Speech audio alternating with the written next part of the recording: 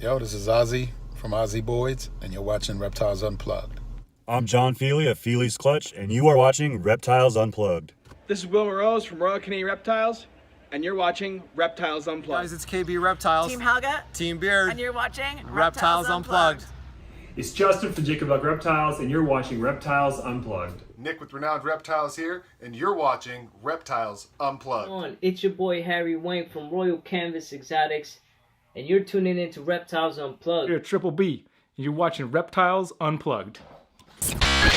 Woo! Okay, what's going on, everybody? So here we are, another lovely Wednesday to show off our next combatant that decided to join us tonight. But as always, Joel here from Sigmund Exotics, and my gorgeous co-host to my right, skier's right, is Adam. Dude, how you doing tonight, man? What's up, guys? Doing good.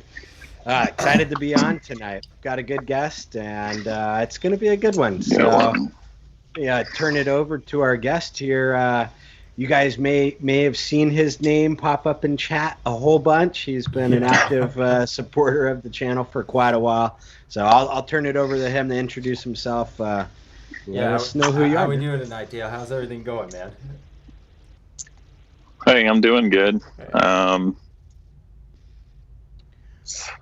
Dale with Constricted Reptiles, and ready to send it tonight, dude. Yeah. We appreciate you coming on here, man. Dude, you've been for anybody who doesn't know or has been on your Instagram, dude, you have some of like the prettiest pictures, I feel like, with these snakes. Like, your background is really on point. Obviously the snakes are great, so dude, I'm loving it, man. It feels like you're having a good season this year. Right. Yeah, thanks. It's going pretty good. Nothing special with the pictures, just lighting mostly. Right. Dude, isn't that the truth, man? Lighting goes such a long way. Yeah. It's done. What do you use? Do you use like studio lights, or do you just have like some LEDs, or? No, so I got a fan basically right above us, and as far as the inside pictures go anyways, and it's just natural like daylight bulbs. Okay. And that's it. But yeah, the majority of them I try and do outside. So I say the outside pictures, obviously, in the sun. Yeah, it's more indirect sunlight. If it's direct sunlight, it's better on like a overcast day or like under a tree or something when there's a lot of light around it. Direct sunlight just kind of washes it out. Dude, yeah, and that's so true, man. That's often overlooked is lighting, dude. It doesn't even, like, you can have almost a crappy camera as long as your lighting's good. Yeah. You can make some pictures out of that. I know. I kind of miss my older reptile room. It had a window in it, and so like I would tilt the blinds a little if it, so it wasn't direct, basically. Right. And go over by the window and hit the shot, because gosh, it does do good shots. Dude. Yeah. Makes a big difference. Gotta get the angle and everything. Take about 20 shots, different angles, and then go through and pick the one you like. Exactly. It's so much work to get one picture of a ball python, and they're notorious for not moving, and it's hard to get them. So it's like, man, those pictures can take quite a while. My phone, I have like, I think 6,000 pictures in my phone now, where it's just like all these burn-offs of like trying to get a dang picture on these snakes. But that's funny. Yeah, same here. You go through your phone like, hang on, let me show you this picture, and you're going through like 1,000 pictures before you find the one you're looking for. Right. Dude, it's just so funny. We need a translator. Don't these snakes know they need to stick still for us? Come on. And it would take a second if they would. If they just stay still for a second. That's all we need. The I know, right? speeds are super fast now. But just lay there this way, and it'll be done in a second. Yeah, then you can go back to like just chilling under your hide or wherever you were at and just being a snake, We just need you for a second. Right. Exactly. But wanted to also thank chat. Thanks everybody joining us tonight. See a lot of the regulars in here supporting one of their own too. Yeah, definitely. Dale's running blind tonight though, because on the Skype he doesn't get to see all of it. So you guys trash talk him good. He won't know. Anything goes tonight against Dale. Yeah. So. I'll watch it later. So. Oh, okay. Yeah, okay. There you go. Well, there we Careful. go. All right. Well, yeah. Okay. Reserve those comments. Those are DM only. Send those to the Reptile Unplugged DM, and then we'll divvy them out. But yeah, man, how you doing tonight? You want to maybe, as we're getting warmed up here, maybe talk about how what looks like behind you turned into a whole ton of snakes. Yeah. Well, I actually started off with corn snakes. Okay. I don't even know how long. That was probably maybe 11 years ago or more. I'm not sure. Okay. I can't remember exactly, but shout out to Kathy Love. Right. Yeah, just started off with some corn snakes, playing around with those, and kind of started breeding those a little bit, and then started looking a little bit at the ball pythons. Was kind of a little bit unsure about whether I'd be able to breed them or not, like right incubation and all that type of stuff. Everybody talked about how hard they were back then and stuff, but right. So started picking up some of those, and here I am. Yeah, that's kind of funny. A decade later, and now ball pythons are considered like super easy. Anybody can do it, and how far kind of the hobby's come also in that last decade. I mean, it's pretty cool to kind of reflect back and see. Yeah. Because let's see, 10, 12 years ago, corn snakes were still rocking big time. Like a lot of new morphs coming out, and people throwing 5-6 genes together, making crazy stuff. Like, that's when the ball pythons were just getting kind of started with some of the morphs and stuff, and they were still super expensive, and the money aspect, didn't have a whole lot of money, so it was like to drop this into something that may die or may never breed or something like that. It was like, it's a big kind of seemed crazy.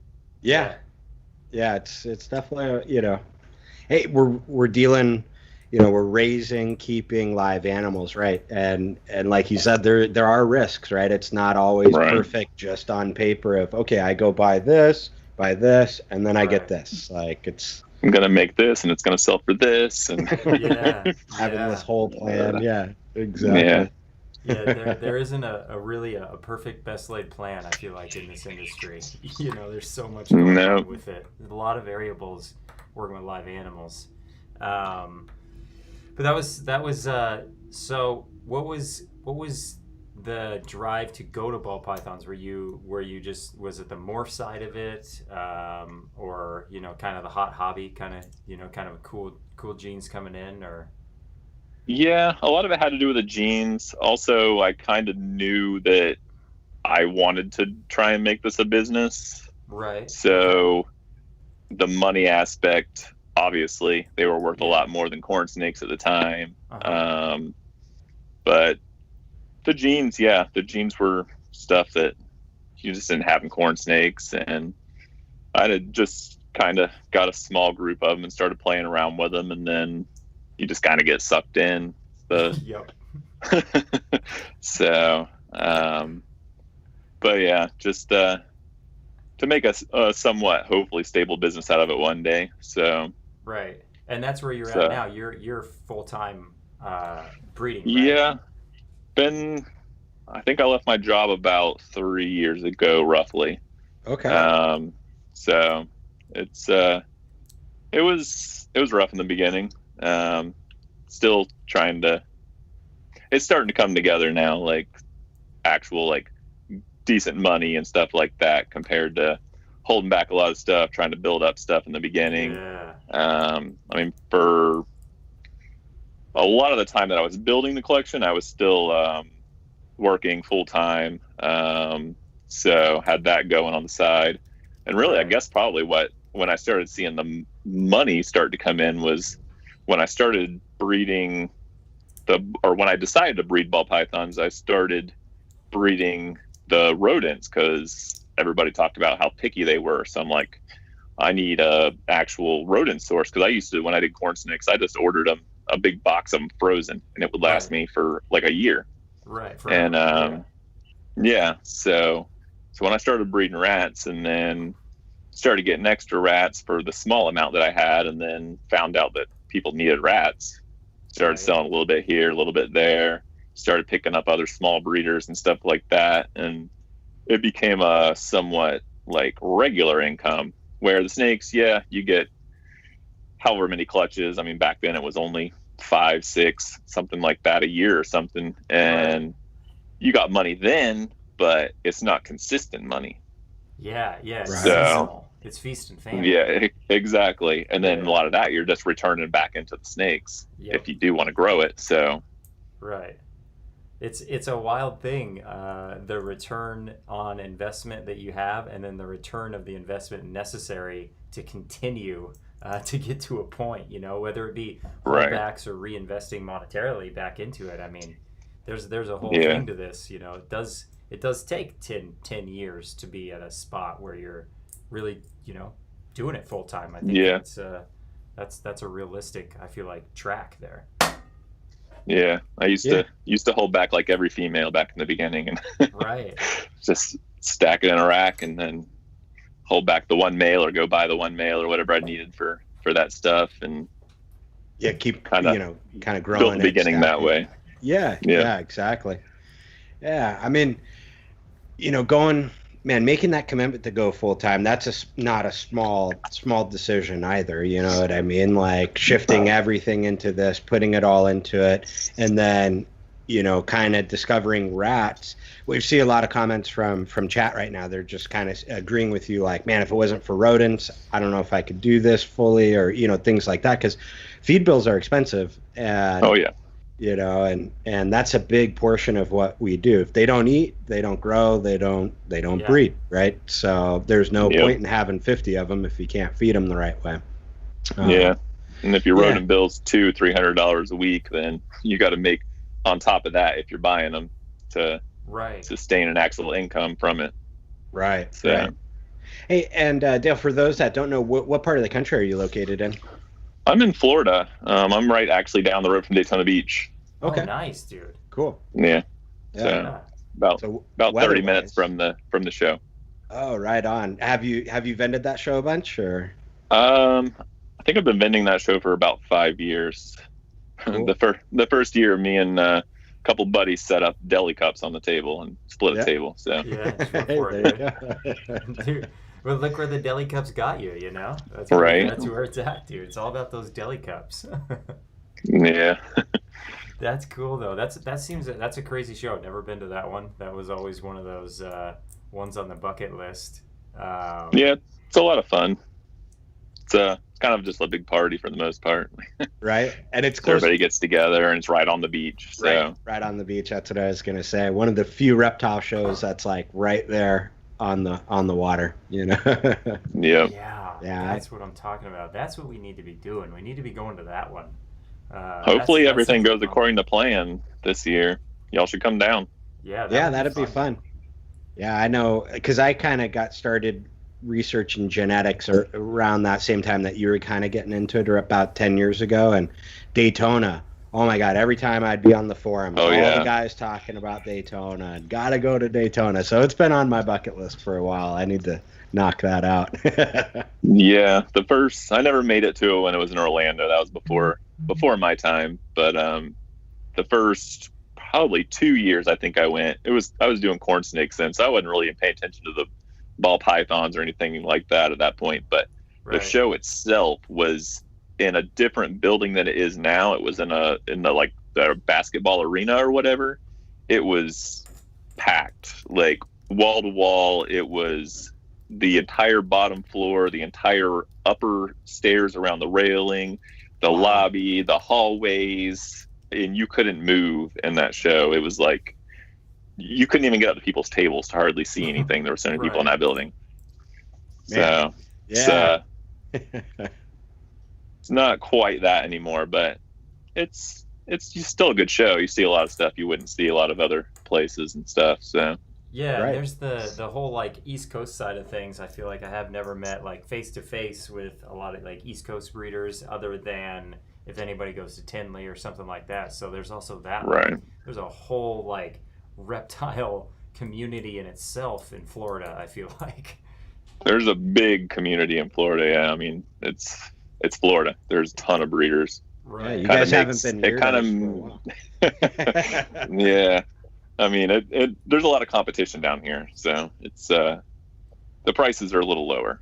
Right. But the whole supply and demand thing, you know. yeah, that's why a lot of the bigger guys don't come down to the show anymore, because they can sit at home and they can sell it online now for more than they come down to the show and sell it for, because the prices are lower.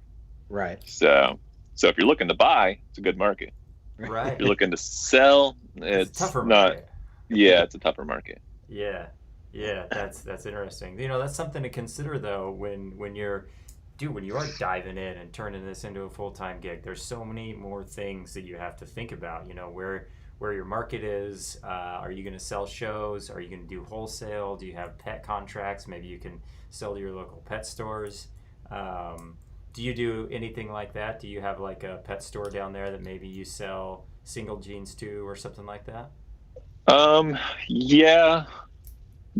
So did I do it? I guess I sold a small amount last year. In the beginning, yeah, I would only vend probably like 2 or 3 shows a year.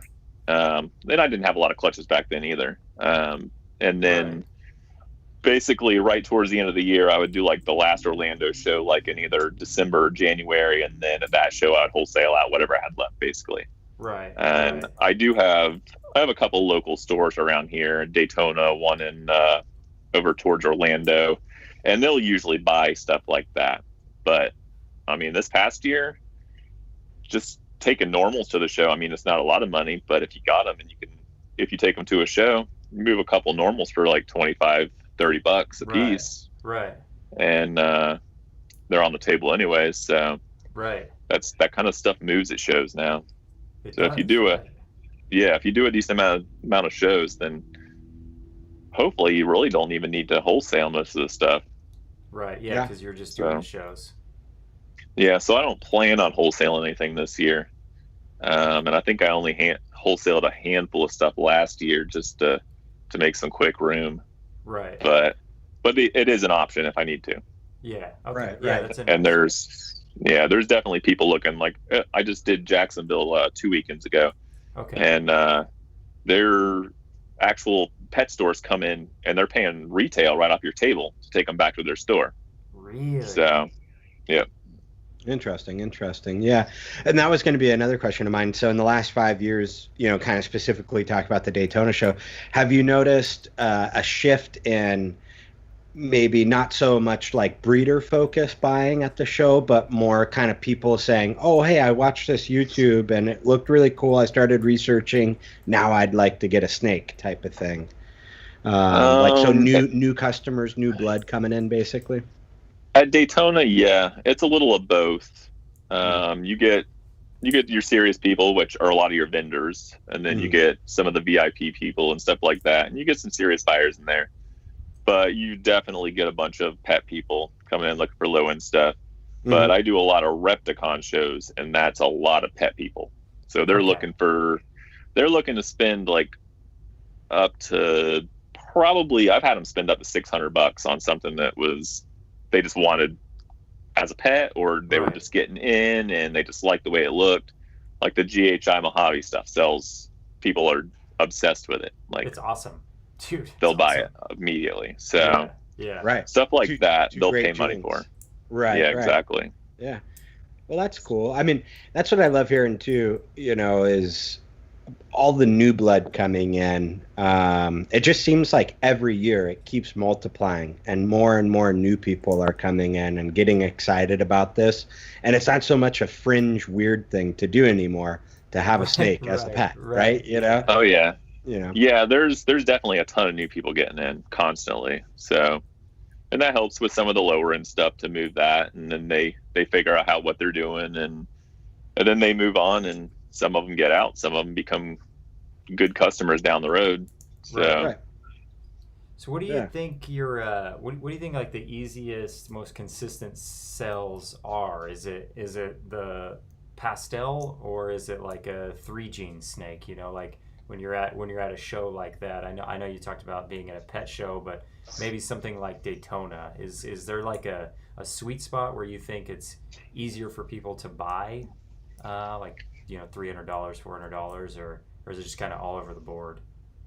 Yeah, I would say probably like the sweet spot is generally between about 200 and probably 6. Right. Is about what most people are looking to spend at a show, aside from other vendors, or if you have something breeders. completely unique that they can't get somewhere else and they see it, and they've been looking for it type thing. But then, I mean, if you got a bunch of normals and stuff like that on your table for pretty cheap, they'll probably sell at most shows. Right. So. Right. Had a couple questions coming in. So, and kind of the parlay a little off of what we're talking about.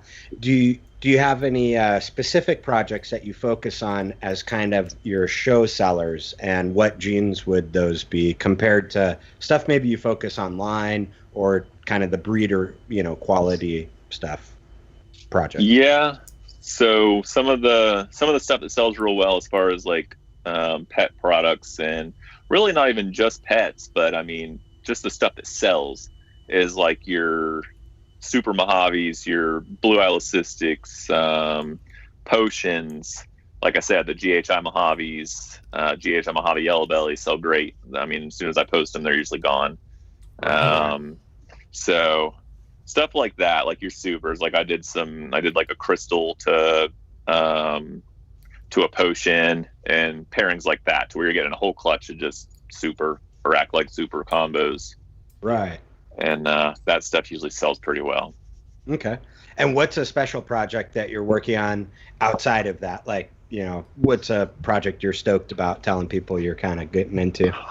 A lot of stuff. Yeah. I mean, a lot of double recessives and stuff like that. The genetic stripe clown project, I started that one back in 2014. Okay. So okay, that one took me a while, and I finally hit one this year. It was Nice. the original pairing I did it was just a clown to a super pastel het genetic stripe. So I got 4 girls that were pastel, 100% het clown, 50% het genetic stripe that I held back. And 2 of them went last year, and I got clowns and killer clowns, no genetic stripes in either one of the clutches. Right. Interesting. And I didn't have a male for the project, so that took me even longer. And then I finally found one online and grabbed it immediately. Right. I wish it didn't have pastel in it, but anyways, it was a pastel 100% double het. Right. Okay. So, and then this year, the other 2 girls went, and the first clutch I ended up hitting a male. I don't know if it's super or just a pastel, but anyways, it's a pastel genetic stripe clown, maybe super. Right. Sweet. So, Dude, those are cool, man. Those are so really yeah, so I got cool. pretty lucky. Yeah. On pos hets. Yeah, you proved out a group of pos hets. Yeah. Right. So Because people don't understand, like, that percentage is not a guarantee, right? right, Like, exactly. like just on the other side of the percentage, it's just as much of a guarantee that nothing exists, Nothing. right? Yeah, Yeah. yeah. If it ain't Nothing. 100% head, it's not a het yet until it's Yeah. proven. Until So it's it's, proven. Right. Yeah, so gosh, man, that is like the double recessives are so cool too, because man, you hit some of that stuff and it's got to feel so rewarding. Like Yeah. how many years put into it and all that. So that's cool. yeah. Especially the hets, when you can breed, like hets and double hets, and then you cut those eggs and you have like clowns and genetic stripes and genetic stripe clowns, and like, dude, your whole clutch looks crazy. That's always exciting too. Yeah, that was probably the most excited like clutch, or like when I saw it, it was like, wow, what it was. So, right. it was pretty exciting. But, right. yeah. It's one of those. So I have some other double hat stuff going. I've got a clutch from Xanthic Pied to a pinstripe double hat. So wow. Sweet. hopefully I'll hit that. I missed on my first 2 this year, and got not a lot of eggs, but I got some eggs to hopefully make some hypo puzzles. Those are always pretty. Yeah. So Love that stuff. right. So Well, those are some sick projects, man. Yeah. what's your feeling on kind of the incomplete dominant gene race, right? Do you participate in the race? And what I mean is, like, when a new gene is dropped, incomplete dominant, are you very apt to just jump right on it, or do you kind of like staying back, seeing a little bit of what plays out, and then maybe jumping on kind of like that initial wave?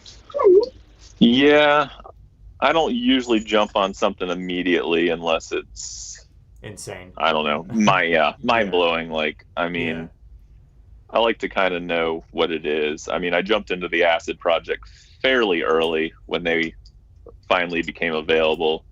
That was the most money I'd ever dropped on a snake in the beginning, like back a couple of years ago when I jumped into that. But I bet, dude. but it was the potential was already there. The potential was proven.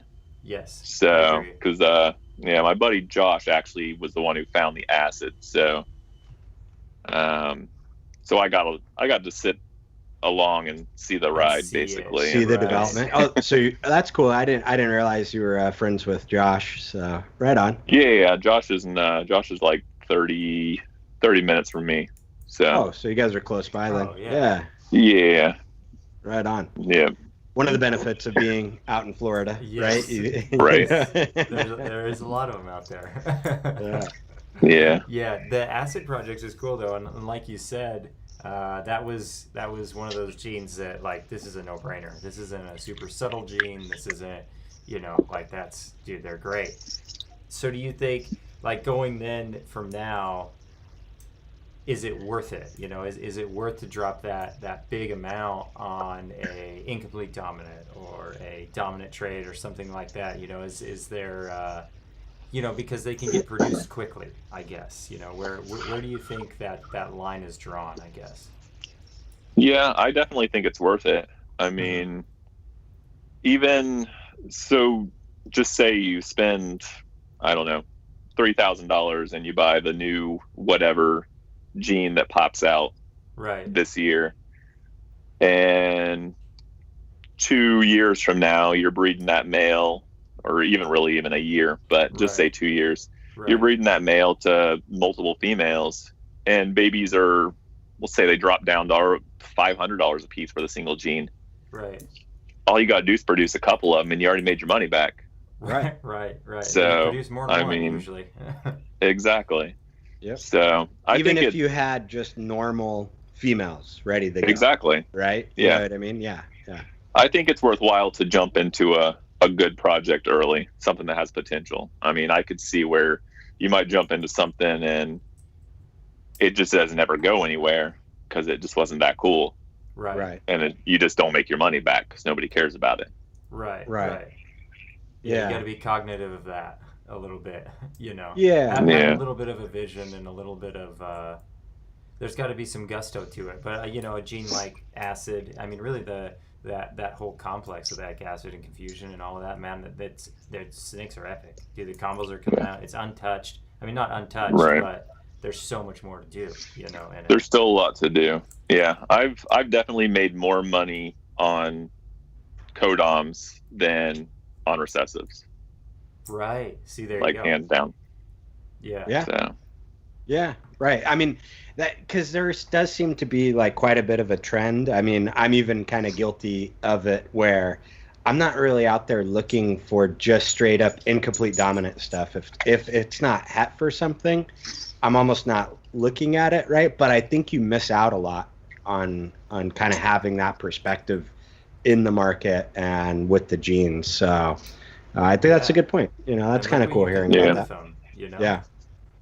That acid highway that you produce. Yep. That thing is wicked, man. That's awesome. So that was a project with me and Josh. He sent over a acid yellow belly girl, and I put my super gravel on it. Nice. So so we actually hit 3 males.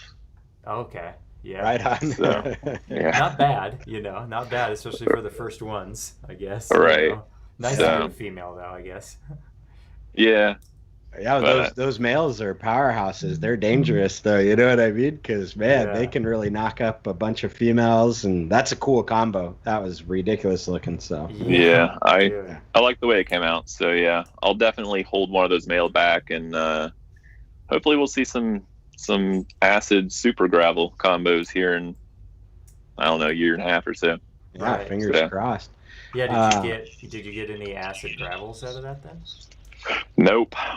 We got everything else was just gravels. Right. So we got 3 acid gravels, and then the rest of the clutch was gravels. But good thing about having the super gravel is at least you know everything's gravel. Yeah, no question. Right. Just that is true. Yeah.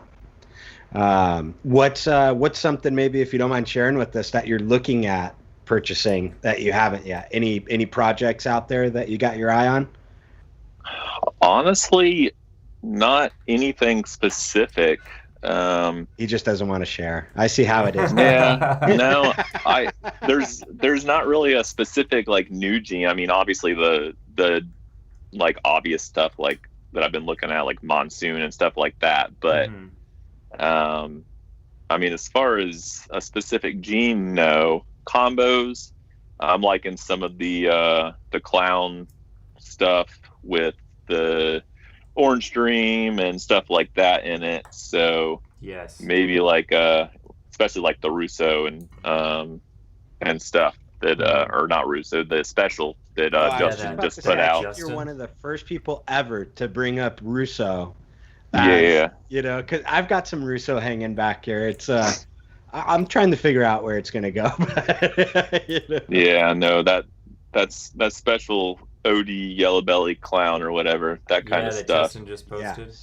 Yeah. So I could definitely use a powerhouse clown male that doesn't have pastel in it. That's kind of one of my downfalls, I guess. I was kind of late into the clown game. I had it for years, but I never did anything with it.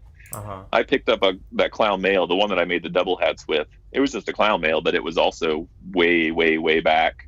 And at the time, I thought to myself, I'm like, I could make a bunch of hets with this, but nobody's going to care about clown in a couple of years because everything's going to be done. And now I'm like, wow, that was stupid. So I never really bred it to anything. No, so that's funny. Yeah. But that's how it goes. The reality of it, though, is your choice was 50-50, man. Clown could have never gone anywhere. You know, it might not have. Yeah, I just figured everything was done at that point, like with clown. Everybody was working it so hard, and there wasn't a whole lot of combos out. But that also put into perspective, basically, that all this stuff is going somewhere. So no matter what, don't worry about what it's going to be doing in a couple of years. If you want to do it, just do it. Right. So. Dude, that is great advice right there. Not being worried about where you think it's going or where the market might be going with it or what you're doing with that, man. It's just doing the ones that you like and making cool stuff with it, you know, seeing the projects out. Yeah. I mean, if you like it, chances are other people are going to like it too, right? You know exactly. what I mean? Like, and shooting for that, not just genetics. I mean, genetics do have their place, and like, obviously, you know, obviously. as breeders, you can't ignore the market. You know, there is value in the gene, but yeah, for sure. But breeding what you like, I mean, hey, if it doesn't sell, then at least you're stuck with looking at snakes. Right. Like, you know? Yeah. Who cares, man? That's really what at the base of it, I guess, a lot of this is. Right. Yeah. We can all go back like to work. It's like the genetic stripe stuff. Nobody cared about it forever, and now it's making a comeback. I'm glad I stuck with it. So yeah, big time. That's very true. Yeah, for I mean, quite a while, it seemed like it was such a dead end project, kind of like how could you expand on it other than maybe changing color, like albino or lavender albino or some of the things like that. But some dudes that stuck with it and started introducing some of the newer genes or genes that hadn't been put into it. Man, we're seeing awesome stuff now. So and like James is just saying, clown will never be done, especially with all these new genes popping up, and that's part of it, man. The genes you can play with Orange Dream for another 50 years. You know? Right. Dude. So it's like these genes are continually refreshing as well. Yeah. Yeah, I definitely see that now. Yeah, right. Right. Well, hey, vision's always 20/20 when it's behind you. Right. Yeah. So. Dude, that's you my live and you learn. That's my superpower, man. Yeah, hindsight, dude. That's my superpower. I'm great at it. I can look back and be like, wow, I'm dumb. So, it's just part of it, I guess. Yeah. As long as you learn from it. Yeah, absolutely. Yeah. And now you have a genetic striped clown. Right. Right. So, not a bad gig. Not too many people can say that. You know not what many I mean? people can say that. No. Yeah, I saw Garrick just produced a pastel banana. He posted, I think, today, genetic striped clown. Somebody I caught that. just said that in chat. Yeah. Ron from BBM said, "You guys see that pastel banana genetic striped clown?" Yep. I haven't seen that, man. That sounds wild. Because the genetic striped banana was really cool all by itself. Yeah, I have a banana double het genetic striped clown female. I'm growing up, so ooh, nice. hopefully I can get the pastel portion out of it because I'd rather see it without pastel. But banana and pastel to me, it's not really a direction that I like going very much. You know what I mean? It takes away the brightness. It kind of it makes it more pink and stuff, but it's like it makes it more of a pastel instead of like a bright. So some of that contrast is lost, which in my mind is kind of what makes banana really bang when you've got those yellows and oranges and real deep colors in there. Right, exactly. I know it's like this love-hate relationship with pastel. I think most breeders have it, right? You know, because it's not fake. Yeah. It's definitely needed in certain things, though. 100%. I think it's needed in the acid and stuff. It makes it much busier. It's needed in the desert ghost. So it's got its place. It's just not needed in everything. Very true. Like some of the pied combos too, like the ODYB pastel inchy pies. I mean, that brings that brightness just to that next level. So even just your like yellow belly pastel pieds are nice. Yes, I mean, they almost look like an orange dream yellow belly pied half the time. So they do, yeah. I hatched one out last season that, like, dude, it blew my mind. I was like, I cannot believe this is just yellow belly and pastel. Like, it looks so wild, so bright. So, lacing on that OD and then getting into the super OD and stuff like that. Still a very valuable gene, but can take away on some projects, I feel like. Pear tree pythons is starting a new trend, make pastel great again. So, we did have a question. What are you sipping on over there, Dale? Oh yeah, what do you got? What's your flavor? Actually, my buddy George brought this over. It's a High Life, an oak aged High Life. I don't know if you can see it or not, but it's put it in the center of yourself. Yeah, put it in the center of your body. Over your face. Over your face. There you go. Screenshot that. Yeah, I don't know. It's Cigar City makes it. It's a Tampa brewing company. Pretty good. Nice. Yeah, it's good. Nice. Yeah, I've got nothing exciting in my Yeti tonight. So I just vodka in the water bottle. Straight vodka. Going high school on it. He's been trying to cut back lately on the straight vodka. Yeah, I'm just trying to watch my carbs right now is all. So, whatever. It gets the job done. Joel's an animal. Yeah. But hey, so we're about 40 minutes in, dude. I feel like this would be maybe a cool time to do some show and tell if you were willing to jump up and grab some cool snakes for us. I know a lot of people are asking about the thumbnail that we have here. It looks like maybe a GHI combo. I don't know if maybe that guy or gal's around you. Yep, I can grab it.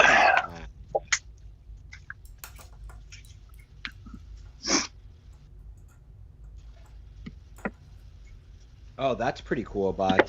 So he was saying Greg just bred that original pastel female from 20 years ago. Huh, that's pretty cool. Yeah, that's the original pastel. Yeah, because Greg's line of pastels, dude, that was known as, like, stellar stuff right there. Very cool. Very. There's a possibility Dale could be dying. And oh no, he's back. Okay, He is. Yeah. So I don't know how. Put it. Well, Yeah. Put it over the center of your because the fogs out everything besides your body. Back or forward? Keep it in front of your face, basically. Yeah. You keep it right there and Yeah. right Yes, there. there you go. There you go. Yeah. Dude, look at that thing. Yeah, that is it. That is the most perfect striped GHI combo I've ever seen. Yeah, big time, big time. So we did have a couple questions on Instagram and some stuff like that. Yeah. What's the ingredients in that beauty? So I believe it is a GHI Mojave, yellow belly, spot nose Gaia. And the Gaia is a dinker gene that my buddy Dwayne found in his collection. Yeah, okay. So we don't know a whole lot about Hard it to yet. say, A whole lot right. hasn't been done with it. Yeah. So Is that that's kinda my guess anyways. So do you think the Gaia is enhancing the dorsal stripe? Is that a characteristic of that gene, or? So I think the female is a Mojave Gaia female, and she has a full stripe. Oh, okay. And the sides are kind of like lifted almost, like the alien heads are kind of reduced and they float. Okay. Is she handy? so- Do you mind if we looked at her? Is that? Yeah. You sure? Let me show you this one real quick though. Yeah. No. All right, cool. So this is from the same clutch, and this is the yellow belly Gaia. It's Okay. not like crazy or anything, but it's definitely different. I don't know how well it'll show us. Yeah. Super dark too. The bands. Yeah. Wow. Obvious. There's. Oh yeah, crazy blushing. Yeah. There's some flames that are all lots of- pixelated. Yeah. Okay. So it's bringing the alien heads together and blowing out the. And then Yeah, so look at the kinda how they dorsal float stripe, and- too. Yeah. Yeah. That's That is Yeah. wild. And you said I'll grab Gaia, right? Goya. How would you spell that? GAIA. G-A-I-A. Not like the food, not Goya. Goya. Gaia. Okay. Gaia. Yeah. Don't get us banned. Right.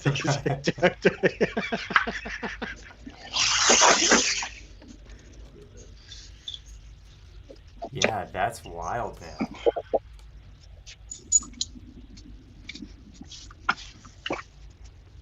So that's the mom.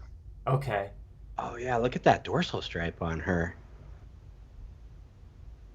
And the alien heads are doing that floaty, and they're kind of separating and pulling too. That's cool. Oh, look at that one. It's like a perfect donut right That's there. yeah, dude, yeah. Holy cow! That's so no wonder we have a perfect stripe on that offspring, dude. That's insane. Yeah.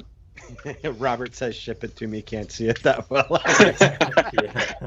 Nice A try, little- Rob. A little fuzzy on his end, so he'd like take it in person. We got some big requests for that genetic stripe clown too. I don't know if you want to jump back up now. Yeah, You no, I sat can. down. Right as you sit down, hey, you should go get this too now. David said, "Looks kind of like Zuwadi." Yeah, I kind of see that, especially in the Mojave example, a little bit. Yeah, it could be something the same that's already out there. We're not real sure yet. Like I said, not a lot has been done. Yeah. So Cool project though. Nice little dinker. Whoa, Dude. look at that. Dude, Holy cow. that's the coolest one I think I've seen. Wow. So what are your plans to amp that up right there? What are you going to layer on it to? I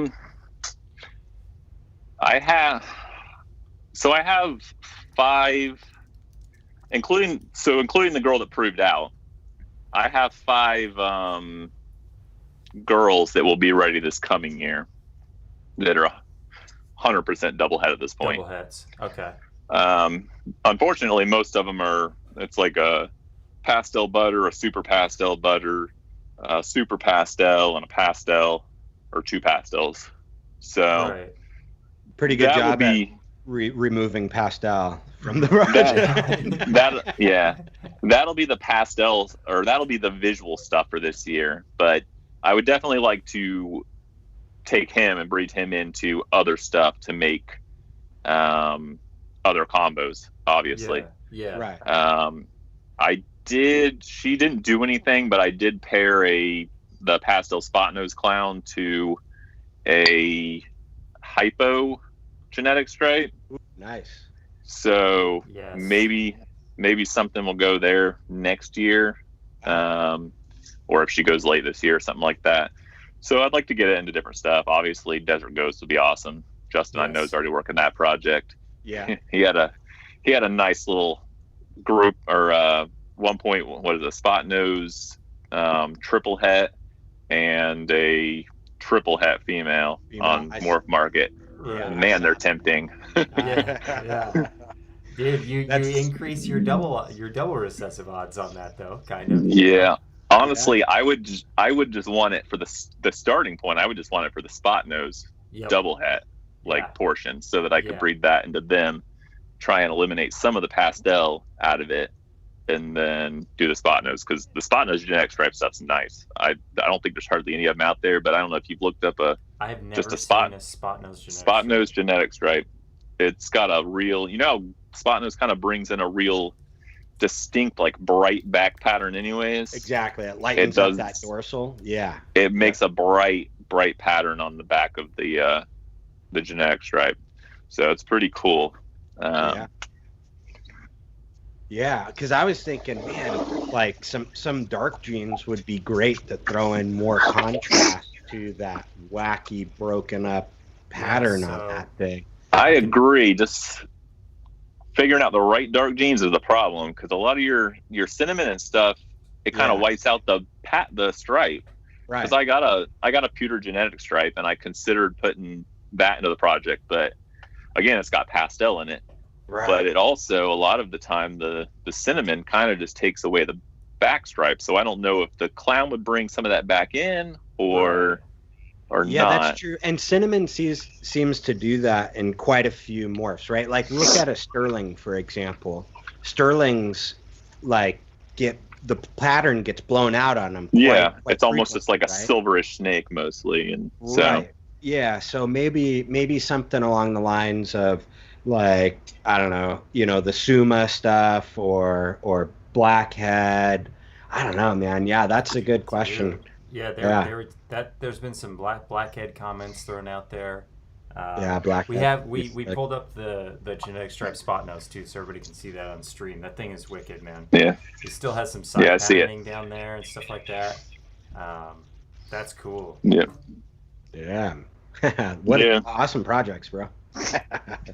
Yeah, love the show and tell. Would be cool. It's crazy to think what that would look like, in the double, just because the clown and just the genetic stripe looks wild. I wouldn't expect it to expand, and break and pull the patterns like down the sides like that. So, dude, that's cool. It's definitely not what I expected when I started the project, because when I started it, there hadn't been one produced yet, and then a couple of years after that, somebody, and I don't even remember where it was.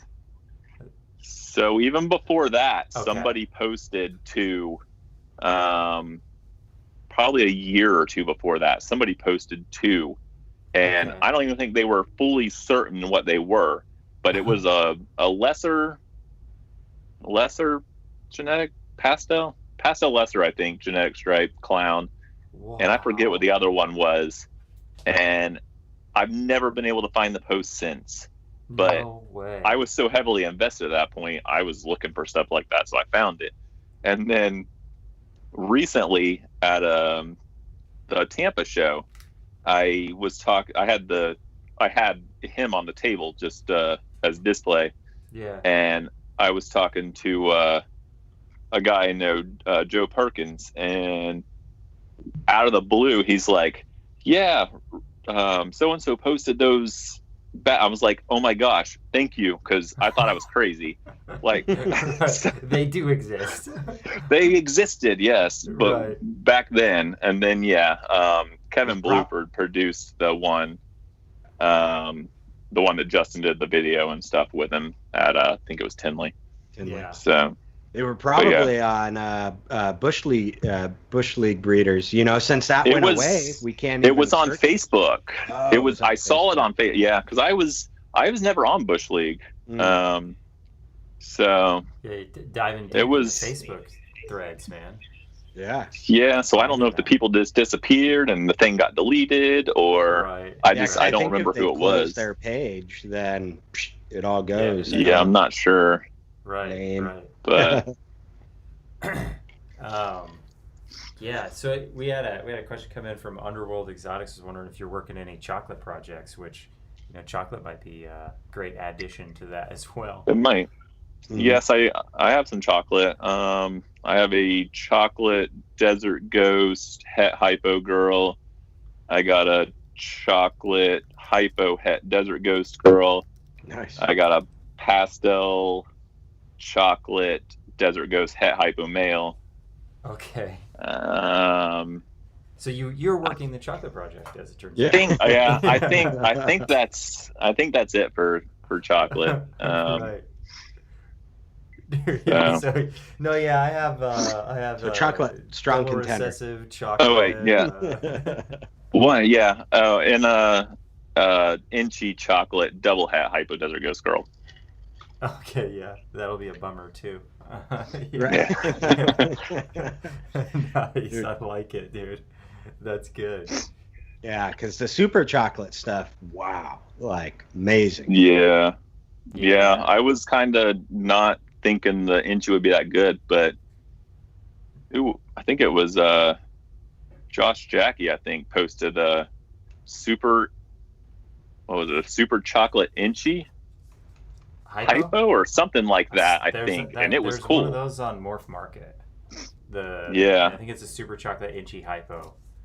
I think it was him. And anyways, I changed my mind. I was like, okay, never mind. Yeah, Right. The thing looks so rad, dude. It looks so good. Yeah. Validated that decision. It's like, yes, exactly. So DG version of that is going to be crazy, especially with hypo DG, super chocolate, inchy. That thing's going to be retarded. That's going to be crazy, man. Right. Definitely. Let's see. Yeah, chat's loving it tonight, man. Thanks, Dale. You've given us some awesome show and tell and some. Thank you cool guys for having me. Yeah, dude, we appreciate it. Joel, do we want to pop some fire round questions? Yeah, dude, you ready? Are you ready for lightning round, dude? Yeah. I guess. Yes. we didn't pre-warn him, so we're just throwing this at him right now. This is on the cuff, right? Yeah. This is a Cusco uncut right now. All right, so we'll do 5 real quickies. What do you think your spirit animal is? I don't know. Quicker, Dale, quicker.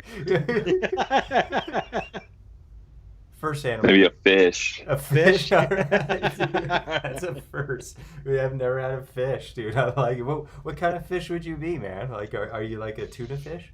On that breeze water, Joel. Yeah. Something in the ocean. Yeah. This is salt life. Yeah. All right. So, what's your favorite candy? Probably Reese's. Ah, dude, frozen Nice. Reese's. Good call. In the fridge, freezer, or room temp? Room temp. Ooh, I don't like them hard. Wow, dude. Okay, yeah. You changed my opinion just now. Yeah. Yeah. Dude. Yeah, I don't like frozen chocolate. Yeah. Ah, Man, I like chocolate always. Me too. Frozen, They're really room good time. time, whatever. Yeah, melted. It doesn't matter. It doesn't matter. I agree. So are you a crunchy peanut butter guy or a smooth peanut butter? Got a creamy. I don't like the crunchy. Oh yes, see, I knew it. Yeah. I knew it was gonna keep going. Gotta go punching, Dan. Not frozen No. Reese's smooth peanut butter, dude. Okay. Yeah. Right. I'm not a big fan of just like plain peanuts, so Right. Yeah, that's fair. I like. Yeah. Okay, so we have to ask the question that we always have to ask, and that is a button or a fly, man. What kind of jeans you rocking? I don't generally wear jeans. Yeah, Shorts, but stretch pants. definitely the fly. I did. I had some button jeans in high school. Yeah, there we go. Right. You learned your lesson, and now Yeah. Now you just do shorts, man. Just stretch pants, Yep. dude. That's all you need. You don't even need a fly, actually. It don't get cold enough in Florida to need pants. So. Yeah, dude, I know. And that's the thing, too. Being here in Arizona, I think I wear pants 3 times a year.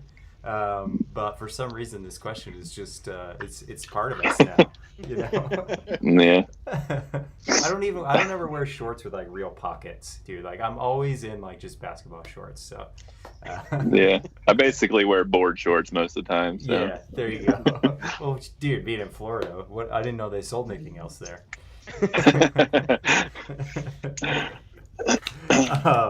But dude, thank you for that chat. Dude, we have any questions here before we're trying to stick at that kind of hour place.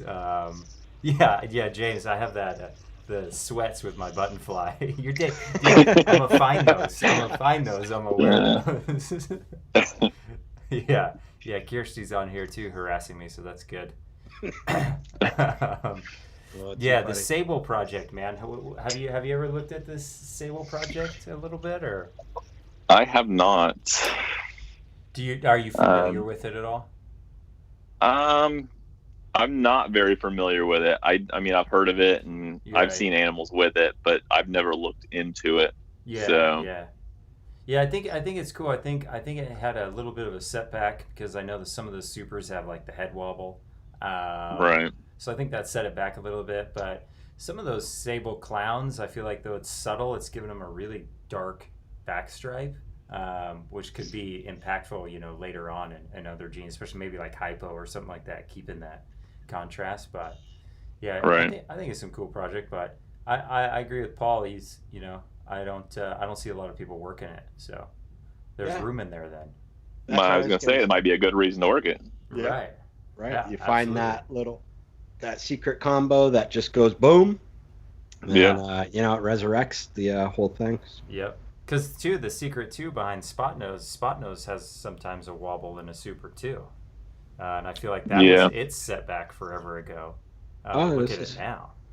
Interesting. Look at what Simon just posted. Sable and chocolate are allelic, and I didn't know that. So thank you. I think I heard that as well. Mm. Wow. Yeah. Absolutely. That's crazy. Didn't know that. And then Morph Mechanics, he had that Super Sable clown. That thing is, dude, they're really cool looking, I feel like. I did see. I saw that. That was nice. Yeah, that's a really cool snake. Yeah. I think it's, that's the fun thing, again, with ball pythons, what we were kind of wrapping it back to the very beginning of the conversation. You know what I mean? Like, there's just so many different genes out there, and how you work it's personal, and, I mean, put your own flair on it. Yeah, you can devote a whole life to one codon, and right. mixing that into for sure. everything. Mm-hmm. Look what Ozzy's done with Orange Dream. Right. It's ridiculous. Yeah. Who's to say what Sable would be in 15 years of working it? Yeah, you never know. Yeah. It definitely makes a difference. Yeah, for sure. Paul asked what makes a red snake. No idea. And ball pythons, not much. Yeah, I was gonna say ball pythons, not much. Look at boas. If you want. Yeah, red. Speaking of boas, you got some boas behind you. How do you like the boas? Are you thinking about maybe breeding those more, or what is your boa game like? Yeah, I got a small group of boas. I usually only do about probably like two, maybe 3 litters a year of them. Nothing for the most part that high end up until this point. I do have some leopard boas. Their pos het blood and albino and anery. Oh, so gosh. yeah. So if they prove out, I mean, that could be wild. Could make some pretty cool stuff. Even if they don't, I mean, leopards are always nice. So yep. Dude, I think those are really cool. Yeah, and they got a blood and some stuff like that. So doing a little bit more with the medium like level boas, nothing crazy high end or anything like that. Yeah. So, but they're cool. one of those. Yeah, they're one of those animals that they always sell at shows. So. Right. So. Yeah, definitely, and you know, like we were also talking before when we did kind of the pre-interview thing, having a couple different species is fun, right? It mixes it up, like it does. Yeah, because how you interact with the animals is different, right? Like a ball python, right. You could just reach your hand in a tub most of the time, pull it out. Even if they whip you a little bit, it's not too bad. You're just like, hey, you're like, why'd you do that? You know, a boa grabs a hold you, or a retic, and I mean, you know, it could be a little something like. Yeah, I've had a couple decent boa bites, so from decent sized ones, but as long as you handle it right, it's nothing that bad. Retics, I'm sure, a completely different story. So they can get crazy. But boas, man, dude, they have a hit, and they hit hard. They strike hard. They're a strong, heavy-bodied snake, you know. Yeah, they're a completely. My buddy comes over and he's used to ball pythons, and he holds one of the boas. He's like, man, this thing is completely different. Like the muscle, it's not even the same feel as like a ball python. Dude, so it's definitely a completely different animal. Right. But yeah, the bites, they kind of depends on how you react to them mostly. I mean, don't flinch back, right? Like that's the worst thing. Yeah. Don't flinch at all. Yeah. There was one time hard.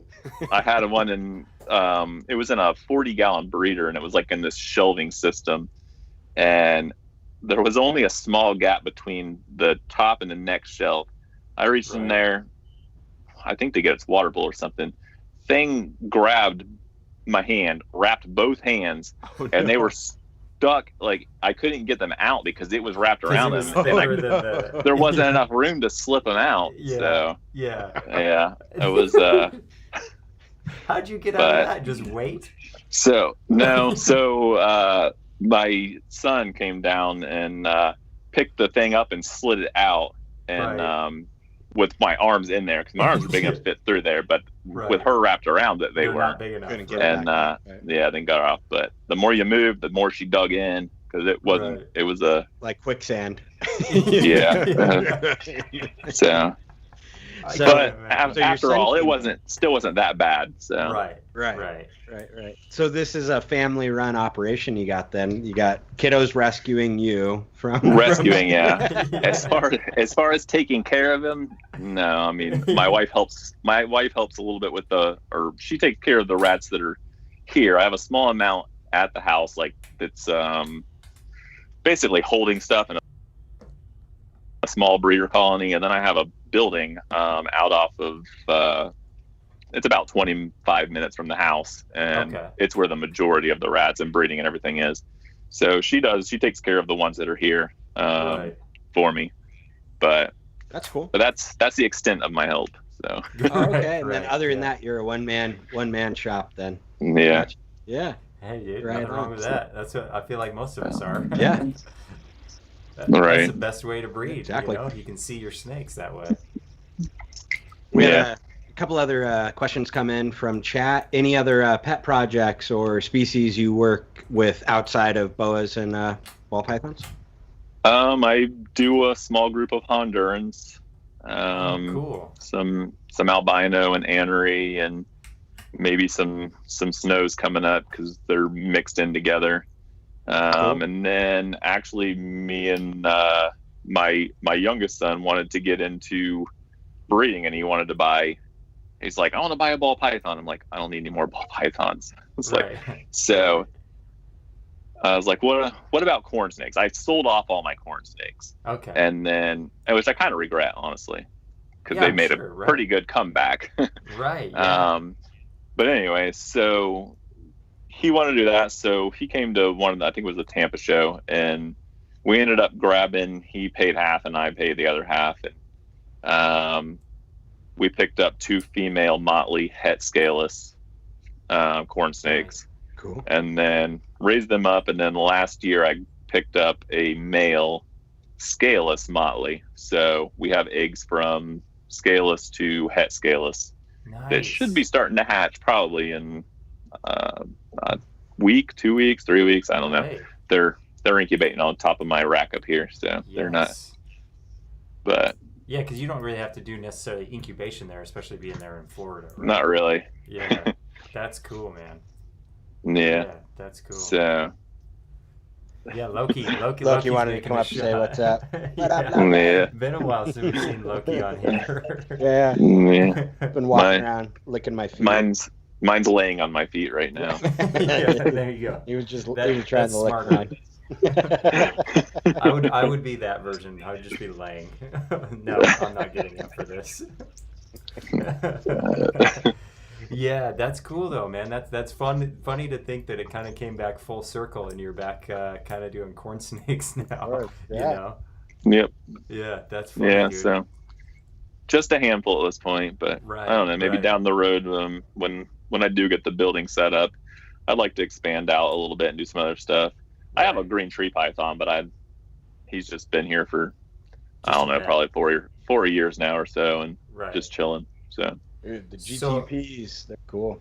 We had a question come in from Jerry, was asking how many snakes do you have, and then what is your rat like how many rats are you producing? Let's say a month. I mean, I don't know how to break it down. Snakes probably roughly around 500 or so. Wow, okay. Rat production, I don't even know how many I produce. Yeah, it's quite a bit. I mean, it's enough to feed my collection and a couple other collections about the same size, and then depending on the time of the year, extras here and there. I also have a serpentarium that's like 5 minutes from my house, so he'll take overflow stuff also. I took him an order the other day. And he's got thousands of venomous and stuff, so they do the milking and extractions there. Yeah, so, that's cool. That's crazy. Yeah. But number wise, I don't have a clue, honestly. Yeah, a lot. I mean, if you're producing just enough to take care of your group of animals, that's a lot to me. Right. You know. Yeah.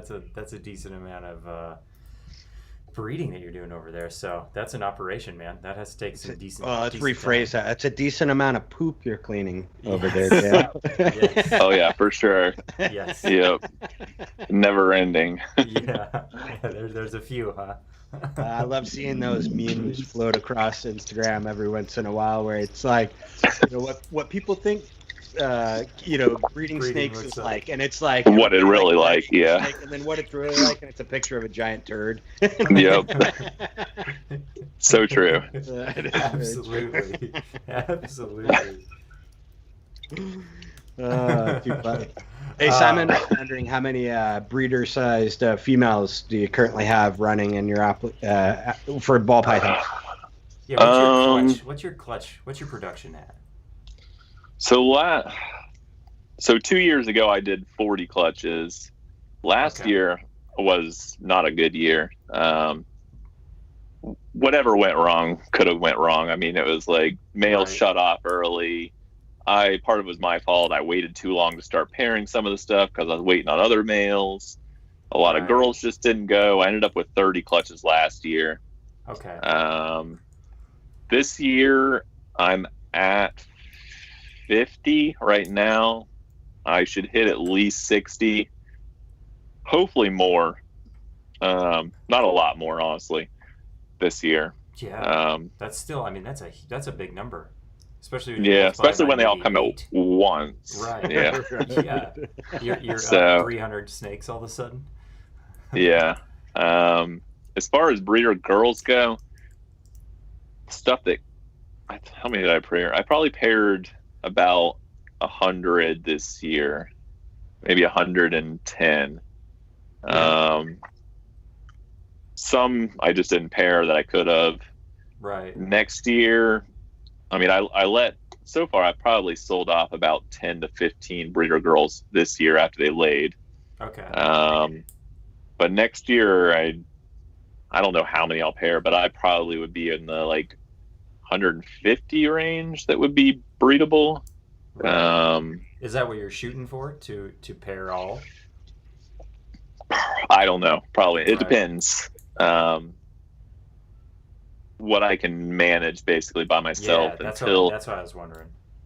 Yeah. I mean, once I was telling y'all earlier, once I have a building and I have a better system worked out where I've got sinks and stuff like that are easy to access, like a functioning facility, it'll be a lot easier to manage the same amount or more.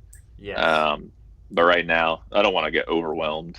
I'd rather sell off the lower end stuff and just focus towards either the stuff, like I said, the stuff that sells, potions and stuff like that, and then obviously the higher end stuff that I'm trying to further projects on, rather than just low end stuff that you're looking at like, what am I going to put to this? I don't really know.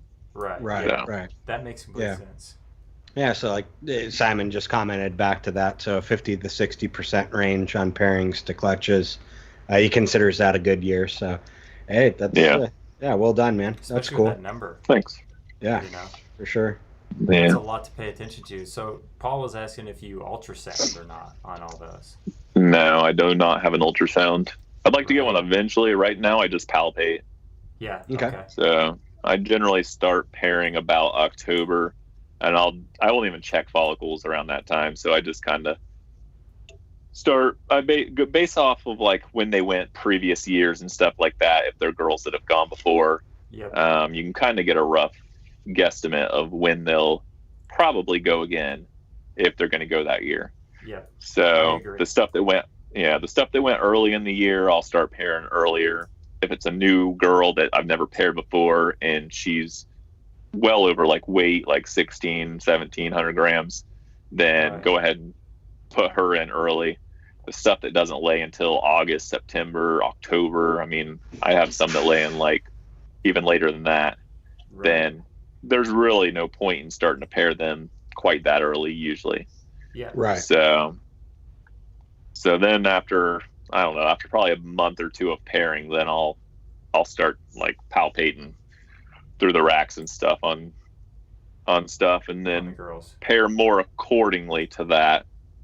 So, but I still kind of run this, try and get a male in there like roughly once a month or something like that. Just to be on the safe side. It averages that out. Right. Yeah. Seems pretty consistent, like, hearing things like other people are doing that's working. So that's kind of cool, Yeah.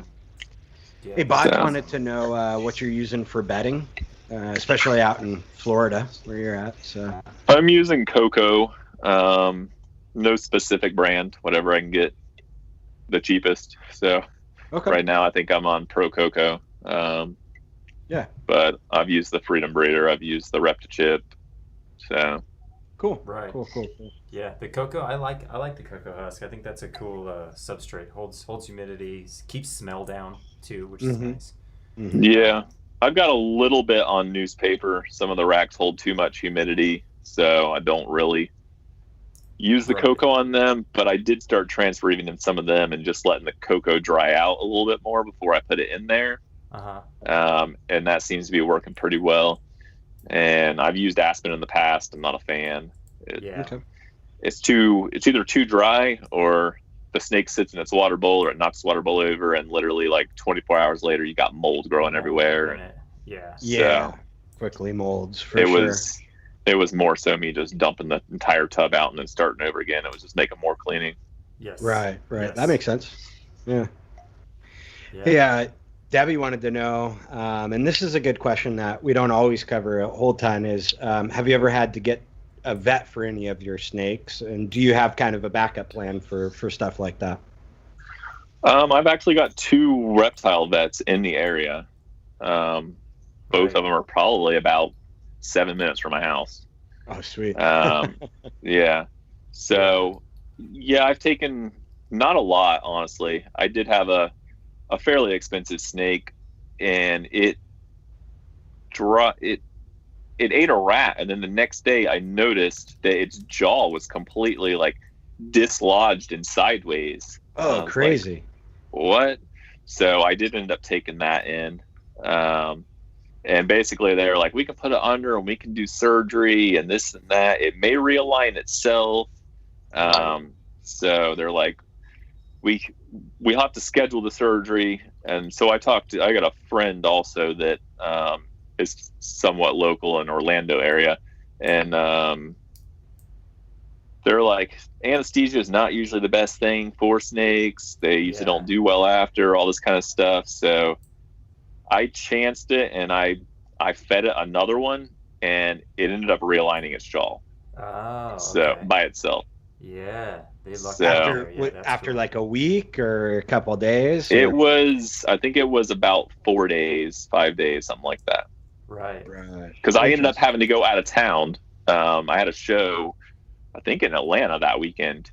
So, so I had like a 2-day window to either take it to the vet or wait till I got back. Right. And I waited till I got back and then fed it, and then it was there. So interesting. That's cool, dude. Snakes are extremely resilient, though. I will say they're tough animals. You know, it's not to say that you don't need a vet, but they are tough. They can do a lot. Yeah, they are tough. Yeah. They are resilient, but you know that if you're thinking about getting a snake, like Debbie just posted again, you know, she appears to be thinking about getting a snake, and having to go to the vet. It's good to research that stuff ahead of time, right? Because Dale, you living in Florida, that's pretty unique to have 2 reptile specific vets that close to your house. Like I myself have to drive almost an hour to get to my reptile vet. Oh, wow. You know what I mean?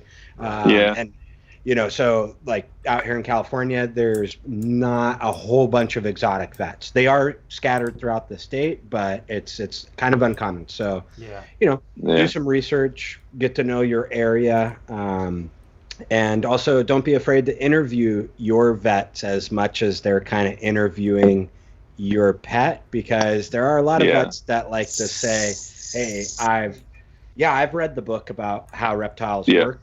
Some of them have no idea what they're actually talking about. Right. So, just be aware of that, right? But one of the interesting things. So. Yeah, definitely. Yeah, man. Well, we're hitting past that hour 20 minutes. We're trying to be obviously a little more aware of everybody's time. Dude, thank you so much for jumping on here. Anything you want to say really quick before maybe we wrap this up? Maybe how everybody can get a hold of you. Obviously, Instagram is popping. So how can we get a hold of you, man?